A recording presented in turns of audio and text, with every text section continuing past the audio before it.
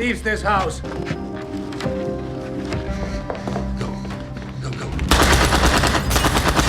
Shut up! দ্বিতীয় বিশ্বযুদ্ধ পৃথিবীর ইতিহাসের অন্যতম একটি কলঙ্কময় অধ্যায়, যেখানে বিনা দোষে প্রাণ গেছিল অগন্তি মানুষের। এবং এই কালো অধ্যায়কে আরও কালিমালিপ্ত করেছে হিটলার ও তার ইহুদিদের প্রতি জমে থাকা বিদ্বেষ, যেখানে তার নেতৃত্বে শেষ করে দেওয়া হয় লক্ষ লক্ষ ইহুদিকে। তবে পুরো পৃথিবী যখন দেখে চলেছে ইহুদিদের অসহায় মৃত্যু, দুর্বলের প্রতি সবলের অত্যাচার, তখন এরিনা নামের একটি মেয়ে প্রতিজ্ঞা নেয় সে বাঁচানোর চেষ্টা করবে 12 জন ইহুদিকে। কিন্তু প্রশ্ন হচ্ছে, সে কি 12 জনকে আদতেও উদ্ধার করে বাঁচিয়ে রাখতে পারবে, নাকি 12 জন ইহুদির সাথে তাকেও বলি হতে হবে নাৎসিদের নিষ্ঠুরতার? বলছিলাম সত্য ঘটনা অবলম্বনে তৈরি আজকের মুভি আইরিনস ভাও। সালটা 1939। পুরো পৃথিবী জুড়ে ইতিমধ্যেই বেজে উঠেছে দ্বিতীয় বিশ্বযুদ্ধের সতর্কবার্তা। জার্মানি ও সোভিয়েত চুক্তি করেছে পোল্যান্ডকে দুভাগ করে নিজেদের মধ্যে ভাগ করে নেওয়ার। এতে পোল্যান্ডের কোনো অস্তিত্ব থাকবে না। এক ভাগ হবে জার্মানির এবং অপর ভাগ হবে সোভিয়েতের। তাই পোল্যান্ডের মানুষদের শিরদাঁড়া ভাঙার জন্য হিটলারের আদেশে নাৎসিরা ক্রমাগত পোল্যান্ডের মানুষদের উপর চালিয়ে যাচ্ছে অকথ্য অত্যাচার। এমনকি ছাড় পাচ্ছে না হসপিটালও। যুদ্ধের ভয়াবহতা এতদিনে পোল্যান্ডের প্রতিটা মানুষের প্রতিবাদ করার সাহসটুকুও কেড়ে নিয়েছে। এমনই একদিন হসপিটালে হঠাৎ নাৎসিরা টার্গেট করলে কেঁপে ওঠে চারিদিক। এই হসপিটালেই নার্স হিসেবে কাজ করে আইরিন নামের এক মহিলা। হসপিটাল আক্রমণের পর ভয়ে সে বাড়ি যাওয়ার চেষ্টা করলে দেখে তার বাড়ি দখল করে নিয়েছে কিছু জার্মান সেনা, এবং তার 4 বোন ও মায়ের কোনো খোঁজ নেই। যদিও সে জার্মান সেনাদের নিজের পরিচয় না দিয়ে চলে যায় পাশের একটা চার্চে, কিন্তু সেইখানেও সে জার্মানদের হাত থেকে রক্ষা পায় না। প্রার্থনার সময় হঠাৎ কয়েকজন জার্মান সেনা চার্চে থাকা সমস্ত পলিশ নাগরিকদের জোরপূর্বক বাইরে এনে তাদের নির্দেশ দেয়, এখন থেকে সবাইকে এক জার্মান কারখানায় শ্রমিক হিসেবে কাজ করতে হবে। যদি ভালোভাবে কাজ করে তাহলে তারা হয়তো প্রাণে বাঁচবে। এইভাবে দিন পেরোতে থাকে। তবে আইরিন কারখানায় ঠিকমতো কাজ না করতে পারলে তার নজরে পড়ে জার্মান মেজর রুগমারের। তার তত্ত্বাবধানে আইরিনকে জার্মানদের ব্যাচেলার অফিসের কোয়ার্টার, যেখানে জার্মান সেনারা থাকা খাওয়া করছে, সেখানে রান্না ও খাবার পরিবেশন করার দায়িত্ব দেওয়া হলে পরের দিন থেকেই সে কাজে লেগে পড়ল। কোয়ার্টারের লজিস্টিক ম্যানেজার মিস্টার সোলস তার কাজে সন্তুষ্ট হয়ে আইরিনকে রান্নার কাজের সাথে লন্ড্রি ও সেলাইয়ের সেক্টরে কাজ করা ও সমস্ত ইহুদি শ্রমিকদের উপর নজরদারি করারও দায়িত্ব দেয়। কারণ তার সন্দেহ ইহুদিরা হয়তো তাদের কাজ ঠিকমতো করতে পারছে না। আসলে লন্ড্রি ও সেলাইয়ের কাজে যারা নিযুক্ত তাদের মধ্যে কেউ মিউজিক টিচার, কেউ নার্স, কেউ আবার অ্যাকাউন্টেন্ট, উকিল বা কেমিস্ট। যুদ্ধের আগে যারা ছিল পোল্যান্ডের ভবিষ্যৎ, জার্মানরা তাদেরই বন্দি করে নিয়োগ করেছে সেলাইয়ের কাজে, আর ঠিকমতো কাজ না করলে অপেক্ষা করছে মৃত্যু। পরের দিন সকালে আইরিন সবজি কেনার জন্য বাজারে গেলে সে দেখে জার্মান সেনা রকিটার নেতৃত্বে কিছু নাৎসি বাহিনী এসে ইহুদিদের বিনা দোষে বন্দী করছে। তাদের মধ্যে ছিল একজন মহিলা, যার কোলে রয়েছে এক সদ্যজাত ফুটফুটে বাচ্চা। কিন্তু তার অপরাধ সে ইহুদি, আর রকিটার মনে জায়গা নেই কোনো সহানুভূতির। তার মনে গেঁথে আছে হিটলারের আদর্শ, ইহুদিদের প্রতি বিদ্বেষ। তাই সে ইহুদি মহিলাটির কোল থেকে বাচ্চাটিকে ছিনিয়ে তাকে শেষ করে দেয় মায়ের সামনেই। তারপর গুলি করে সেই মহিলাকেও শেষ করে। দূর থেকে এই দৃশ্য দেখে আতঙ্কে চিৎকার করে ওঠে খ্রিস্টান ধর্মাবলম্বী ক্যাথলিক আইরিন। সে রকিটাকে আটকাতে চাইলেও তার হাত পা বাঁধা। কোয়ার্টারে ফিরে এসে রান্নার কাজ করতে শুরু করে, তবে তার চোখে এখনো ভাসছে রকিটার নৃশংসতা। সে সুলসকে সবকিছু জানাতে চাইলে সুলস তাকে সব ভুলে কাজে মনোযোগ দিতে বলে। তাই আইরিন পুনরায় খাবার পরিবেশনের কাজে মন দিলে সে যখন রকিটাকে খাবার সার্ভ করতে আসছে তখন শুনতে পায় রকিটা ও তার সঙ্গীরা এখন শহরে বেঁচে থাকা সমস্ত ইহুদিদের শেষ করে দেওয়ার পরিকল্পনা করছে। আইরিন একবার তার নিষ্ঠুরতা দেখেছে, কিন্তু এইবারে সে তাকে থামাতে চায়, কিন্তু কিছুই বলতে পারে না। পরিকল্পনা মতো রকিটার নেতৃত্বে জার্মান সেনারা পরের দিন ইহুদিদের এক লোকালয়ে উপস্থিত হয়। তবে সে কোনো ইহুদিদের সেখানে খুঁজে না পেলে তাকে হতাশ হয়ে খালি হাতে ফিরে আসতে হয়। রকিটা রুগমানের সাথে দেখা করে তাকে কথা দেয় সে আগামী 22 তারিখের মধ্যে শহরের সব ইহুদিকে শেষ করে যারা টেলারিং বা লন্ড্রিতে কাজ করে তাদের বদলে নিয়োগ করবে বন্দি পলিশ খ্রিস্টানদের। তবে রকিটার এই পরিকল্পনার কথা জানতে পেরে যায় আইরিন। আইরিন টেলারিং সেক্টরে ফিরে সব কর্মীদের রকিটার পরিকল্পনার কথা জানায় এবং আইরিন তাদের কোনো গোপন জায়গায় লুকিয়ে থাকার পরামর্শ দেয়। তবে পুরো শহর জুড়েই রয়েছে জার্মানদের নজরদারি, তাই এই পরিস্থিতিতে তাদের কাছে লুকোনোর মতো কোনো জায়গাই নেই। তাদের সতর্ক করে আইরিন ফিরে আসলে মেজর রুগমার জানায় যে এখন থেকে তাকে এইখানে আর লন্ড্রি দেখাশোনা ও রান্নার কাজ করতে হবে না, কারণ রুগমার সিদ্ধান্ত নিয়েছে সে এইবার থেকে কোয়ার্টার ছেড়ে শহরের প্রান্তে এক ভিলায় থাকবে এবং আইরিন হবে তার হাউসকিপার। রুগমারের থেকে নতুন ভিলার কথা শুনে আইরিনের মাথায় একটা বুদ্ধি খেলে যায়। সে টেলার ও লন্ড্রিতে কাজ করা 11 জন ইহুদিকে জানায় যে তারা ইচ্ছে করলে রুগমারের নতুন ভিলাতে লুকিয়ে থাকতে পারে, কারণ একমাত্র সেইখানে কোনো জার্মান সেনা ইহুদিদের খোঁজে যাবে না।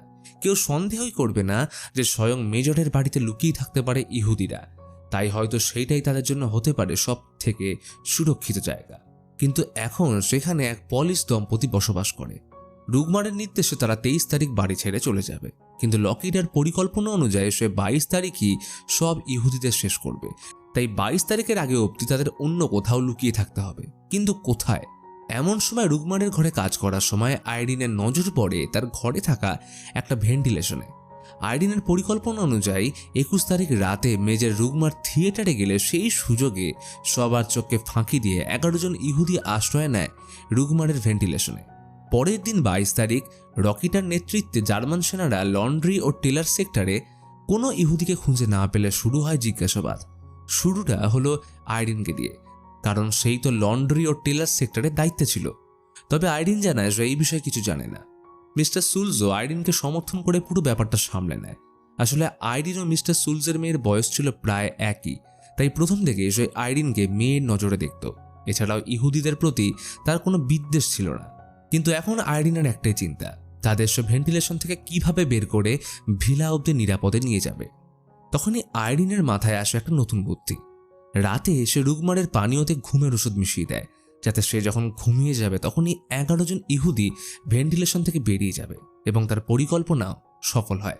রাতে ঘুমের ওষুধের কারণে রুগমার গভীরভাবে ঘুমিয়ে পড়লে 11 জন ইহুদি চুপি চুপি ভেন্টিলেশন থেকে বেরিয়ে চলে যায় শহরের প্রান্তে থাকা সেই ভিলায়, যেখানে আইরিন আগে থেকেই একটি গোপন রাস্তা বানিয়ে রেখেছিল। ভিলার মালিকরা কথা মতো পরের দিন ভিলা ছেড়ে চলে যায়। এরপর 2 সপ্তাহ ধরে আইরিনের দায়িত্ব ছিল ভিলাটিকে রুগমারের জন্য ভালো করে সাজিয়ে রাখা। আইরিন সহ আরও 11 জন ইহুদি ভিলাকে সাজানো গোছানোর কাজে লেগে পড়ল। আইরিন তাদের জন্য গোপনে খাবারের ব্যবস্থাও করতে থাকে।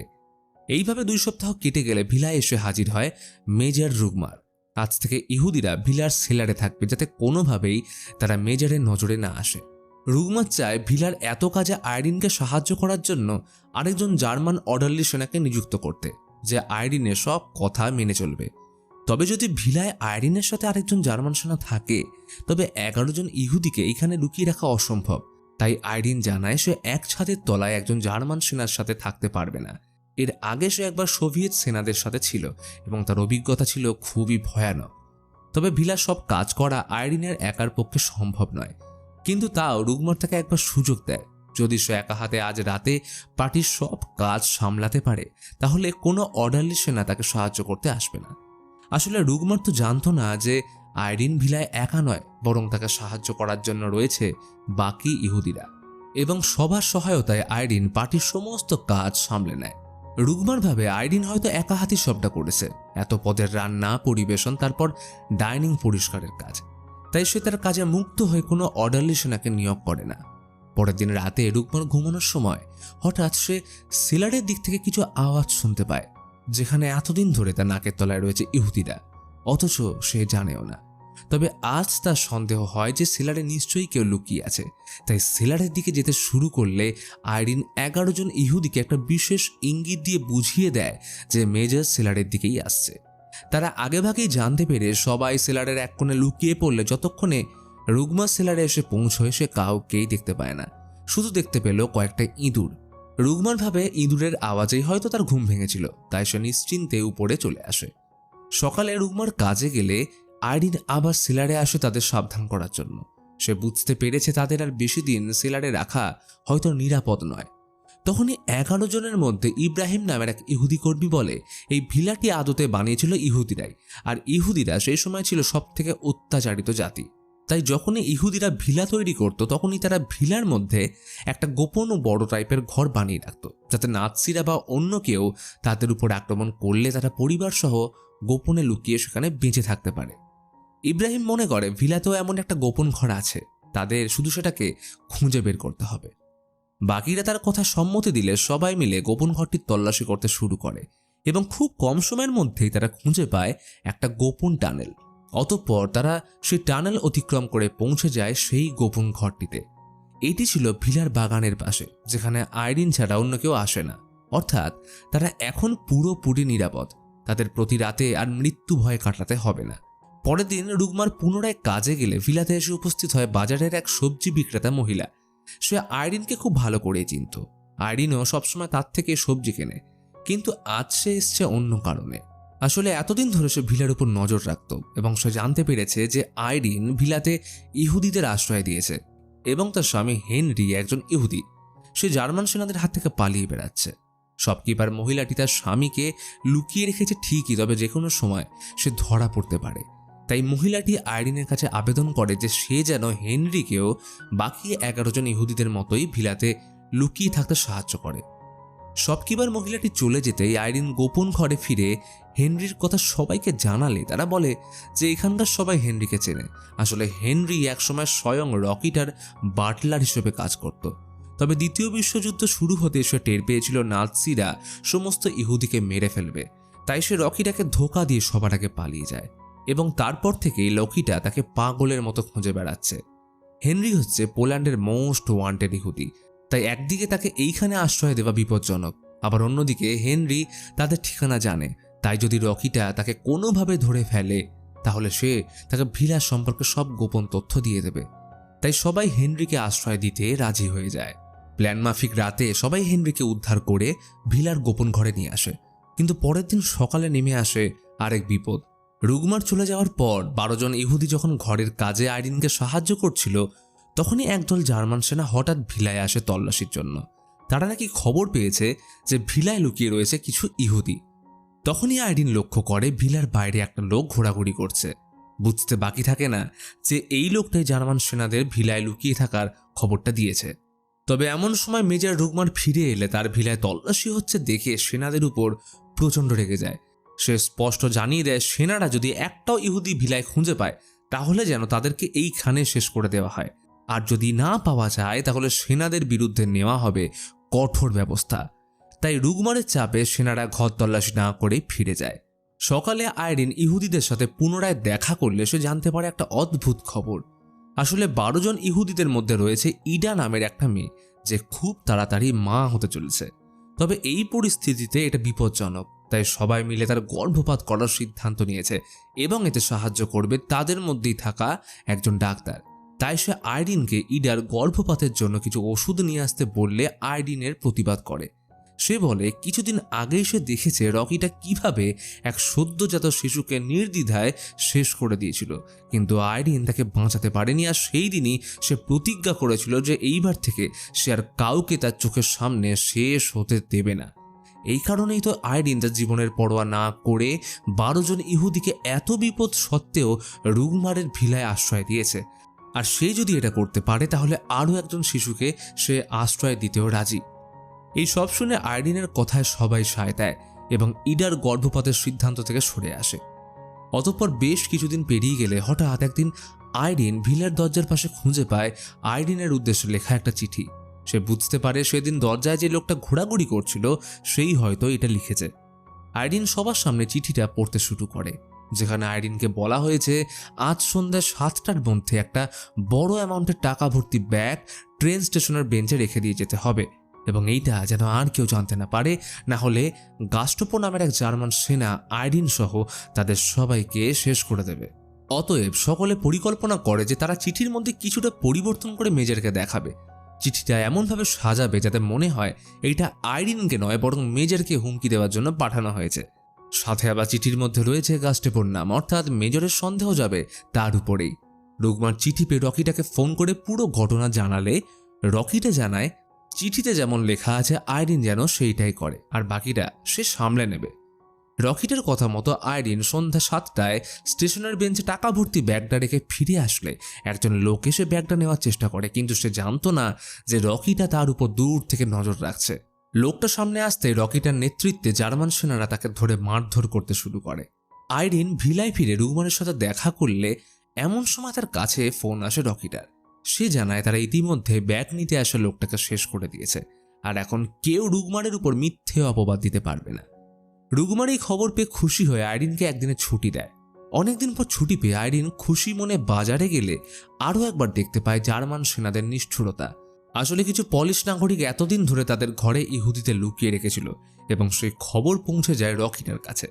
তাই আজ তার উপস্থিতিতে ইহুদিদের সাহায্য করা সমস্ত পলিশ নাগরিককে বাজারের সামনেই মৃত্যুদণ্ড দেওয়া হচ্ছে, যাদের মধ্যে রয়েছে বেশ কয়েকজন শিশু। আইরিন দূর থেকে এই দৃশ্য দেখে কান্নায় ভেঙে পড়ে, তবে সে তাদের বাঁচাতে পারে না। ভিলায় ফিরে এলে দেখে এতক্ষণে রুগমার কাজে বেরিয়ে গেছে। তাই ইডা সহ আরও দুজন ইহুদি মহিলা তাদের গোপন ঘর থেকে বেরিয়ে আইরিনের সাথে দেখা করতে এলে তখনই ভিলায় ফিরে আসে মেজর রুগমার। সে তার ভিলায় প্রেগনেন্ট ইডা ও বাকি দুই ইহুদি মহিলাকে দেখে অবাক হয়ে যায়। আইরিন শুধু ইহুদিদের আশ্রয় দেয়নি, বরং সে তাকে এত সময় ধরে মিথ্যে বলে তার সাথে বিশ্বাসঘাতকতা করেছে। রুগমার আইরিনের মাথায় বন্দুক ধরে একবার তাকে শেষ করে দেওয়ার কথা ভাবে, তবে আইরিন তাকে বলে যে ইহুদিরা তাদের শত্রু নয়, বরং তারাও মানুষ, তারাও কারণ মেয়ে, কারোর বন্ধু। মেজর এই কথা শুনে আইরিনকে ক্ষমা করে দিয়ে তাকে জানায় যে সে যদি রকিটাকে বলে যে আইরিন ভিলাতে 3 জন ইহুদিকে লুকিয়ে রেখেছে, তাহলে রকিটা কোনোদিনই বিশ্বাস করবে না যে রুগমার এই বিষয়ে কিছুই জানতো না, এবং সে আইরিনের সাথে রুগমারকেও শেষ করে দেবে। কিন্তু এইটা ছাড়াও আরও একটা বাস্তবতা হলো, সে আইরিনকে রকিটার হাতে তুলে দিতে পারবে না, বরং সে আইরিনকে ইহুদিদের লুকিয়ে রাখতে সাহায্য করবে, কারণ রুগমার এতদিনে সময়ের সাথে আইরিনকে ভালোবেসে ফেলেছে। সে তার উদারতার প্রেমে পড়েছে। রুগমার ও আইরিনের প্রেম কাহিনীর খবর ধীরে ধীরে পুরো পোল্যান্ডে ছড়িয়ে পড়ে, এমনকি খবর পৌঁছে যায় বার্লিনের হেডকোয়ার্টারে। এইদিকে সোভিয়েতদের সাথে জার্মানির পোল্যান্ড ভাগাভাগির চুক্তি ভেঙে গেছে, তাই ক্রিসমাসের পরের দিন রুগমারকে বার্লিন হেডকোয়ার্টারের নির্দেশে ইস্টার ফ্রন্টে সোভিয়েত সেনাদের বিরুদ্ধে লড়াই করার জন্য বদলি করে দেওয়া হয়। যাওয়ার আগে এসে বলে যায় আইরিন যেন তার ভিলায় লুকিয়ে থাকা সব ইহুদিকে নিয়ে জঙ্গলের দিকে আসে এবং সেইখান থেকে ইস্টার ফ্রন্টে রুগমারের কাছে পালিয়ে আসার ব্যবস্থা সে করে রাখবে, কারণ এইখানে বেশি দিন থাকলে জার্মান সেনাদের সন্দেহ প্রবল হবে ও আইরিন ধরাও পড়ে যাবে। তাই প্ল্যান মাফিক রাতে আইরিন ও 12 জন ইহুদি জার্মান সেনার ছদ্মবেশ ধরে পালিয়ে যায় জঙ্গলে। এমনকি চেক পয়েন্টে থাকা আসল জার্মান সেনারাও তাদের চিনতে পারে না। জঙ্গলে আগে থেকেই তাদের জন্য অপেক্ষা করছিল সবজি বিক্রেতা মহিলা ও আরও কিছু ইহুদি প্রেমী পলিশ বিদ্রোহী। সেখানে আইরিনকে শেষবারের মতো 12 জন ইহুদি ধন্যবাদ জানিয়ে চলে যায় এক নতুন জীবনের খোঁজে, এক নিরাপদ আশ্রয়ে। অন্যদিকে 1945 সালে দ্বিতীয় বিশ্বযুদ্ধ শেষ হওয়ার পর সোভিয়েতরা যুদ্ধে জার্মানদের সাহায্য করার ও পলিশ নাগরিক হওয়ার অপরাধে আইরিনকে গ্রেপ্তার করে, তবে বেশি দিনের জন্য তাকে জেলে বন্দি থাকতে হয়নি। হেনরি ও তার স্ত্রী একদিন সবজি বিক্রি করার অজুহাতে জেলে এসে আইরিনকে পালাতে সাহায্য করে এবং তাকে নিয়ে চলে যায় অনেক দূরে একটা গোপন নিরাপদ কুঁড়ে ঘরে, যেখানে বাস করত হেনরি ও তার স্ত্রী, যাদের একসময় নিশ্চিত মৃত্যুর হাত থেকে বাঁচিয়েছিল আইরিন। আজ তাদের ঋণ প্রতিশোধের পালা। তাই হেনরি আইরিনের নকল পরিচয় বানিয়ে তাকে আমেরিকার একটা নকল পাসপোর্ট দেয় এবং সে পোল্যান্ড ছেড়ে আমেরিকা পালিয়ে গিয়ে উইলিয়াম নামের একজনকে বিয়ে করে ও সেইখানেই গড়ে ওঠে তার ছোট্ট সংসার। এর ফলে সে আমেরিকার সিটিজেনশিপও পেয়ে যায়। এদিকে জঙ্গলে লুকিয়ে থাকাকালীন ইডার কোল আলো করে জন্ম নেয় এক পুত্র সন্তান, তার নাম রাখা হয় রোমান। আর অন্যদিকে যুদ্ধের পর মেজর রুগমার সর্বশান্ত হয়ে গেলে ইডা ও তার স্বামী লাজার রুগমারকে তাদের ঘরে আশ্রয় দেয় এবং সে হয়ে ওঠে রোমানের খেলার সঙ্গী, তার দাদু। কারণ রুগমার যদি সেদিন তাদের সাহায্য না করত, তাহলে হয়তো আজ তারা রোমানের মুখ দেখতেই পেত না। অপরদিকে 1964 সালে রকিটার বিরুদ্ধে ওয়ার ক্রাইমের অভিযোগ আনা হয়, যদিও পরে তা খারিজ হয়ে যায় এবং 1976 সালে সে মারা যায়। রকিটা যুদ্ধের সময় আইরিনের ঘর দখল করে নিয়েছিল এবং সে ভেবেছিল হয়তো তার 4 বোন শেষ হয়ে গেছে, কিন্তু 1984 সালে সে আবার তাদের খোঁজ পায় এবং পোল্যান্ডে তারা একসাথে দেখা করে। এই ঘটনার পর জেরুসালেমে 12 জন ইহুদিকে প্রাণে বাঁচানোর ও আশ্রয় দেওয়ার জন্য আইরিনকে বিশেষ সম্মানে সম্মানিত করা হয় এবং 1982 সালে সে রোমানের সাথেও দেখা করে। অবশেষে সবকিছুর পর 2003 সালে আইরিন গুড অবডাইকের মৃত্যুর সাথে শেষ হয় তার এই অসাধারণ জীবন কাহিনী।